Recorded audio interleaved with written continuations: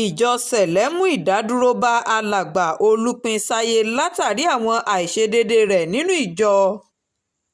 Àwọn aláṣẹ ilé ìjọsìn Celestial Church of Christ ní Jerusalem Parish 9 tó wà nílùú Ìlọrin, ìpínlẹ̀ Kwara ti mú ìdádúró bá ọmọ ìjọ ọ̀hún kan, alàgbà Débọ̀ Olùpín-sáyé, láti tẹ̀síwájú àti máa jọ́sìn ní ilé ìjọsìn ọ̀hún, gẹ́gẹ́ bí ìwé tí ìgbìmọ̀ Elders and Parochial Committee fi dá a dúró, eléyìí tí VMSE Adélábí tí ṣe alága kejì, SSE Káyọ̀dé Fágúnwà tí ṣe alága kẹta, SSL Bísí Atọ́lágbé, SSE Lawrence Bọ́lájí tí gbogbo wọn dìjọ buwọ́lù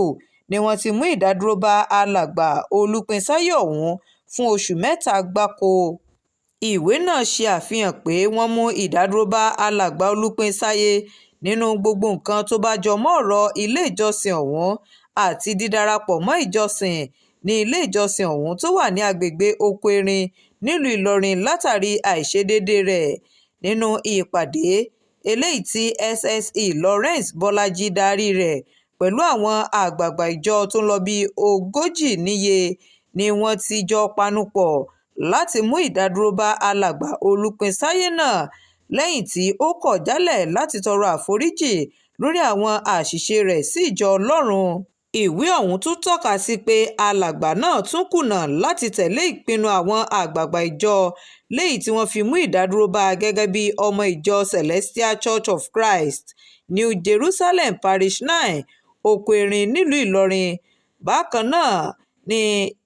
àwọn àgbààgbà ìjọ náà fi ìpinnu wọn yìí tó àwọn ọmọ ìjọ létí kí wọ́n má bàa ní nǹkan kan ṣe pẹ̀lú alàgbà ọ̀hún títí tí yóò fi parí gbèdéke ìdádúró rẹ̀. Ẹ̀wẹ̀, fọ́nrán fídíò kan ṣe àfihàn ibi tí alàgbà náà ti ń ṣépèlé olùṣọ́ ìjọ ọ̀hún kan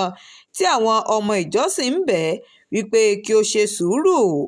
Ní báyìí, àwọn àgbààgbà ìjọ ti fi ọ̀rọ̀ náà tó kọmíṣánná àjọ ọlọ́pàá létí pẹ̀lú bí alàgbà ọ̀hún ti ń dúnkookò mọ́ àwọn ọmọ ìjọ Ọlọ́run àti àwọn àgbààgbà ìjọ. Bákan náà ló tún wo àwọn ìwà ìbàjẹ́ míì tí wọ́n tún sọ ọ́ di mímọ̀ pé ó ṣeéṣe kí alàgbà náà má tẹ̀lé àṣẹ ìjọ kó wọ inú ìjọ wa. Fún ìdí èyí ni wọ́n wá pè fún kí iléeṣẹ́ ọlọ́pàá fi gbòòrò òfin gbé e kí ó sì jẹ ìyà tó tọ́ lábẹ́ òfin tó bá ti tàpá sí òfin ìjọ Ọlọ́run. Shakirat Arówólò Nurudeen ló ń jábọ̀ ìròyìn fún iléeṣẹ́ Atótó Arére Online TV.